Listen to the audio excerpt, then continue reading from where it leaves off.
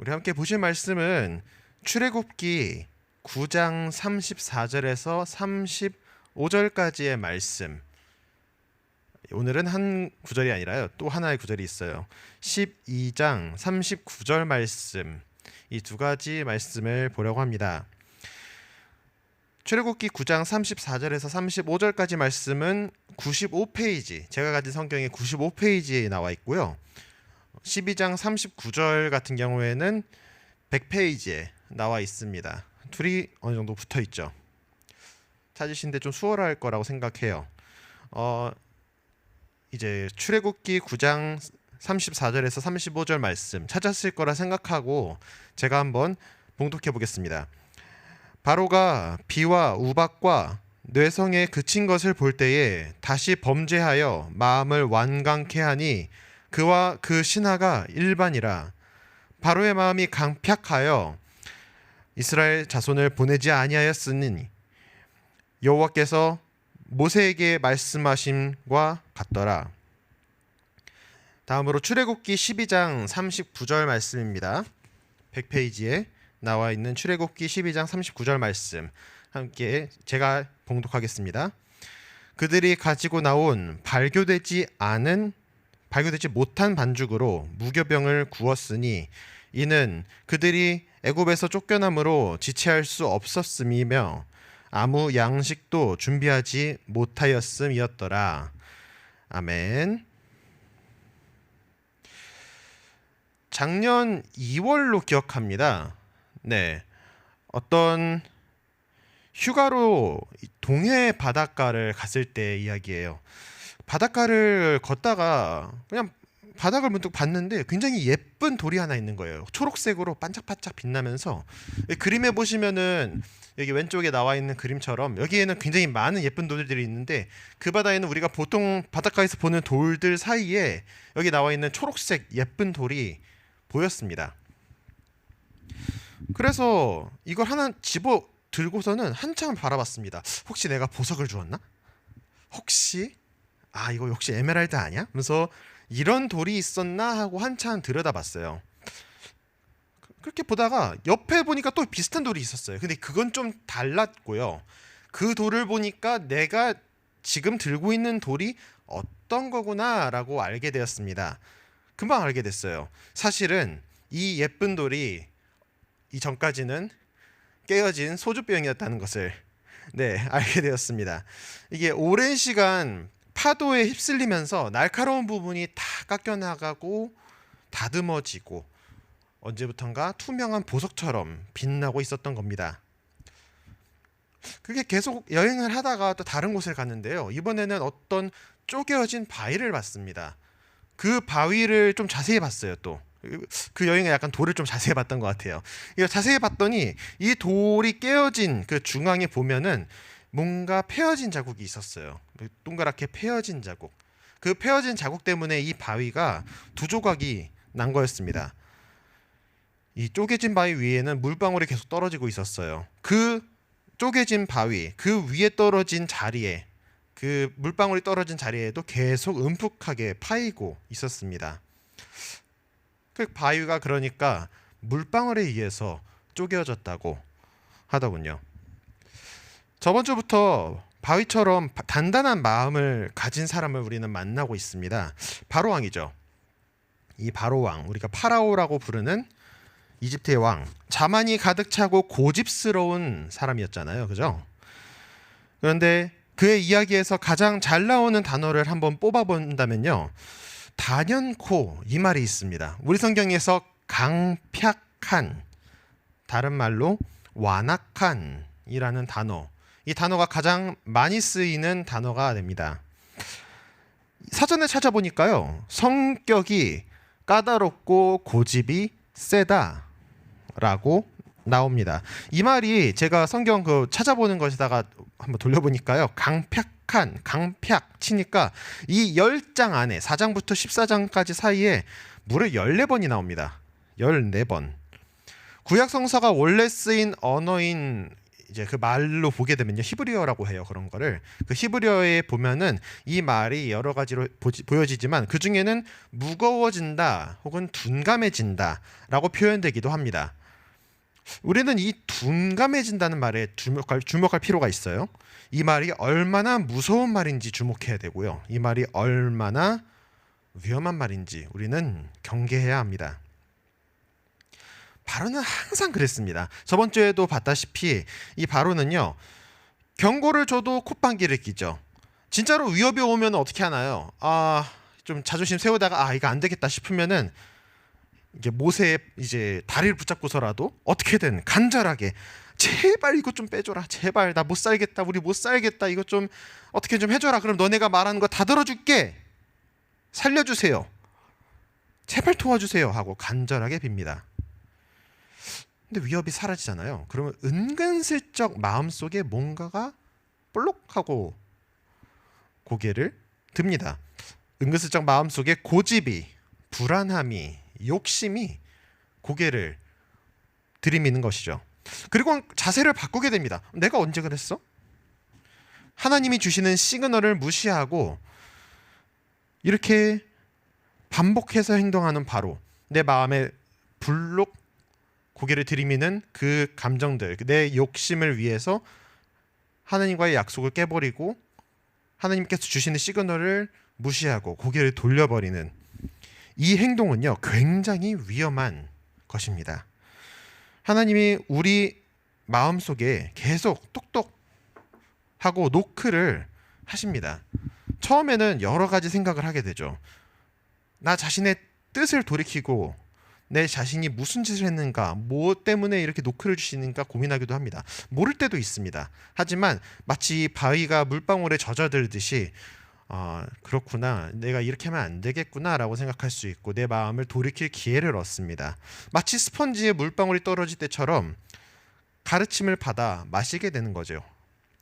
그런데 에이 뭐야 하면서 그냥 당연하게 여기고 내 뜻을 위해 어물쩍 넘겨버리는 그때가 가장 위험합니다. 귀한 말씀을 들어도 그냥 시큰둥, 경고를 들어도 뭐래 하고 넘겨버리고 내가 하고 싶은 대로 가게 되면요, 점점 스펀지 같던 마음이 바위처럼 딱딱하게 굳어버리게 됩니다. 바위처럼 말이죠. 계속 물방울은 떨어집니다. 주님의 노크는 계속됩니다.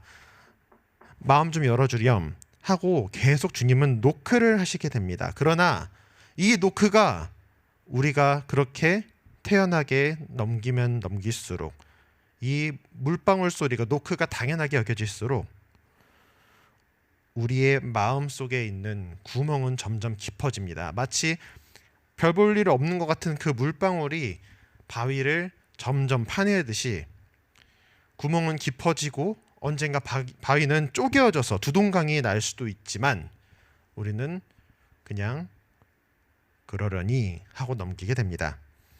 하나님의 노크 소리를 무시하지 마세요. 때로는 아픈 재앙이 우리에게 올 때도 있습니다. 이때 마음이 변하지 않도록 조심해야 합니다. 더욱더 마음이 완악해지지 않으련 말이죠. 마음이 딱딱해지고 바로처럼 잘못하지 않으려면 우리는 항상 조심해야 합니다. 반면 하나님의 뜻을 따를 때의 모습은 어떤가요? 하나님께서 바로와 씨름하시면서 이스라엘을 구하시기 위한 놀라운 일을 하고 계실 때 이스라엘 사람들은 대체 무엇을 하고 있을까요? 무기를 들어서 막 옆에 있는 칼이나 창을 주어서 아니면은 일하던 망치를 주어서 어떻게든 이스라엘 사람들과 싸우고 있었을까요? 아닙니다. 사실 이들이 한 거는 특별히 없습니다. 안 나옵니다. 그저 모세를 통해 들은 하나님의 명령들, 그 명령들을 지켰습니다. 그분이 하시는 일을 바라보면서 그분을 믿었습니다. 하나님의 행하시는 일을 기억했습니다. 이스라엘 사람들은 가장 어렵고 무력한 시간을 보내고 있었잖아요. 하나님이 그들에게 약속하기 전까지 이스라엘 사람들은 굉장히 힘들고 고통스러운 시간을 보내고 있었습니다. 그러나 하나님이 나타나셔서 이스라엘 사람들을 위해서 싸워 주십니다. 사실 이스라엘 사람들은요, 하나님께서 언제 정확히 이 고통의 자리, 이 이집트에서 꺼내주실지는 잘 몰랐습니다. 하나님께서 그렇게 약속은 해주셨지만 벌써 바로는 9번이나 약속을 어겼잖아요. 그게 어땠을까요? 내가 이스라엘 사람이었다, 제가 이스라엘 사람이었다고 한다면 굉장히 그게 9번이 희망 고문처럼 여겨졌을 것 같아요. 희망 고문. 내가 해줄게. 못해. 이렇게 희망 고문을 당했던 것 같아요. 그럼에도 그저 이스라엘 사람들은 묵묵히 하나님께 순종했고요. 나갈 준비를 하라고 하시면은 그대로 따랐습니다. 묵묵히 최선을 다해 살아가다가 생각지도 못한 그때에 이스라엘은 힘들고 슬픈 삶에서 해방되었습니다. 물론 하나님께서 너희들을 이때에는 이제 구해 주실 거다라고 말씀을 해주셨지만 또 성경 말씀에 보면 이런 말씀도 나와요. 출애굽기 12장 39절을 볼까요? 여러 말씀이 나오는데요. 보면은 발교되지 못한 반죽으로 무교병을 구웠다라는 말도 나오고요. 애굽에서 쫓겨남으로 지체할 수 없었음이며 아무 양식도 준비하지 못하였음이었더라. 발교되지 못한 반죽이라는 건요, 그러니까 우리가 누룩, 이스트라고 하는 거를 넣어서 빵을 반죽하게 되는데 그것조차도 넣지 못하고 그냥 밀가루만 뭉쳐놓은 그 반죽 상태로 그냥 급하게 나와야 됐다. 그런 말인 거죠. 아무 양식도 준비하지 못했던 겁니다. 얼마나 급했으면 그랬을까요? 이 세상에서 지내다 보면 힘든 시간을 만나게 됩니다. 끝이 보이지 않고 나를 보호하시고 이끌어 주신다는 하나님은 대체 어디에 계신 건지, 대체 어디로 가신 건지 희망 고문은 계속되고 지독하게 외로울 때도 있습니다. 그러나 우리가 보지 못하고 느끼지 못한다고 하더라도요, 하나님이 우리를 위해서 계속 일하고 계십니다. 언제 그 고통에서 탈출할지는 잘 모릅니다. 하나님만 아십니다. 하지만 그렇다고 바로처럼 마음을 딱딱하게 굳게 해서는 안 됩니다. 마음이 시키는 대로가 아니라 하나님께서 하라고 하시는 대로 따라가야 합니다. 하나님께서 주시는 노크 소리를 잘 듣고 우리는 계속 순종하면서 나아가야 합니다. 그럴 때 하나님이 고통에서 우리가 쫓겨나듯 도망칠 수 있도록 그렇게 해주시는 구원의 기쁨을 누릴 수 있게 됩니다. 말씀 처음에 유리돌 이야기를 했죠. 이제 돌 이야기로 시작해서 돌 이야기로 마무리 지으려고 합니다. 길거리 어디에서나 발에 치이는 유리병, 이 유리병은 계속되는 파도에 깎여나가면서 연단됩니다. 예쁜 돌로. 그래서 어느새 아름다운 보석처럼 빛나게 돼요. 유리병은 흔하잖아요. 그러면 다이아몬드, 우리가 굉장히 귀하다고 여기는 다이아몬드는 어떨까요? 이 다이아몬드도 굉장히 단단해요. 아마 배웠을 겁니다, 학교에서. 그런데 이 귀한 다이아몬드를 깎아내는 것도 역시 물입니다. 물로 가장 단단한 다이아몬드를 깎아내게 됩니다. 아프고 힘든 시기를 지나갈 때가 있나요? 아프고 힘든 시기를 지나갈 때 우리는 반으로 쪼개질까요? 물방울을 무시해서 마음이 딱딱해져서 파이는지도 모르다가 반으로 쪼개질까요? 아니면 예쁘게 다듬어져서 빛나는 보석처럼 될까요? 주님의 노크 소리를 잘 듣고 순종하는 우리 모두가 되기를 소망합니다. 마지막으로 로마서 5장 3절에서 4절 말씀을 함께 읽으면서 말씀을 마무리하려고 합니다. 제가 읽을 테니까 음소거한 상태로 한번 이렇게 있는 자리에서 한번 따라 읽어봤으면 좋겠습니다. 제가 읽겠습니다. 다만 이뿐 아니라 우리가 환난 중에도 즐거워하나니 이는 환난은 인내를, 인내는 연단을, 연단은 소망을 이루는 줄 알미로라. 기도하겠습니다. 하나님, 정말 덥고 코로나는 답답하게 만들고 지금도 참 힘든 시기를 지나가고 있습니다. 하나님, 정말 힘들 때에 하나님은 어디 계시지? 하는 생각이 들 때에 우리가 마음이 딱딱해지는 그런 바로 같은 모습이 아니라 우리가 하나님 말씀에 순종하면서 나아가는, 그래서 하나님과 함께 나아가면서 연단되고 다듬어져 나가면서 아름다운 보석으로 세워져 나가는 그런 시간이 되기를 간절히 소망합니다. 예수님의 이름으로 기도합니다. 아멘. 이제 다음 순서로 이어지겠습니다.